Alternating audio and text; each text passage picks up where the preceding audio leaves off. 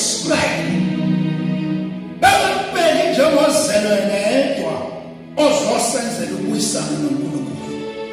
Kwakunguleka ngekhathi ethile ingakho Jesu ngelilanga eze babuse ukuthi abantu bathi ngubani. Mabechaza waza kubo wathi ke nina nithi ngubani? Wathi uPetro ungozelwe nawedwa oyindodana kababa uNkulunkulu. Ngakho-ke asimemeze uJesu, asimemeze sikulesi sivumvuku. Kodwa indaba enkulu asingayilahli ifaith yethu. Ithemba liyaphilisa. Lokwethembela athi uJesu ngelilanga bonke abantu lelithemba ngoba likhe ligama esinikezwe lona ngaphandle kwegama likaJesu. Yilokho nje bazalwane engithi nxa uhamba mema uJesu uhambele empilweni yakho. Noma ngabe uyalala, noma ngabe uyapheka, noma ngabe wenzani, invite akabe seduze nawe. Ngoba kuzovuka amabhubesi nenkinga endleleni. Kodwa musumemezile konke kuyathola. Sakubona einsizweni ey'ntathu Shadraka, Meshaki naBednego.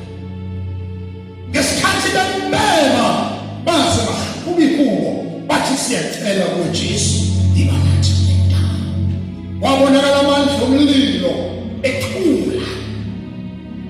uDanyeli phakathi emphandini wezingonyama. Ngoba wayemelile omdala wezinsuku. Izingonyama azange zibe namandla. Paul inganisewuyela lo uNkulunkulu esimkhonza. Bazalwane asingazamazanyiswa kodwa masime kuJesu oqala nesiphetho. Athi laphana esimbulweni ngingu-Alpha ngingu-Omega. Nasi sivumvuku kodwa noJesu siseqotho. Cela-ke sisasidla ngamazwi engathi uNkulunkulu angabusisa namazwi ayithole indawo enhliziyweni yami nawe yakho. Singabonani uvalo memeza uJesu phakathi kobusuku entathakusa liyoshona ilanga noma ngekhathi zini uvuke uthi Nkosi Jesu eluba useduze nawe. Athi uhlabelele ugcwele Nkosi uzukhumbule. Athi Nkosi yami noma kukhona ivumvumu eyikhona. Athi uhlabelele lapho izivumvumu zikhona. Kodwa Nkosi Jesu ngicela wena ngiyakhulekela izwe lakithi South Africa. Ngiyakhulekela umhlaba wonke bathandekayo esengathi sinasinqoba lesi sivumvumu. Kodwa ngeke sisinqobe ngamandla ethu. Sosinqoba ngokuba singuJesu. Ongathi uNkulunkulu omuhle nothandekayo nothembekile ameze inhliziyo zethu nakule nkonzo yeSabatha.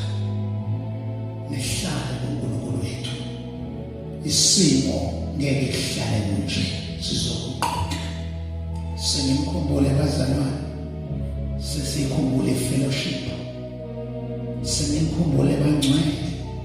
Kodwa let us singene emgoqweni. Khulu igazi likaJesu lisosihle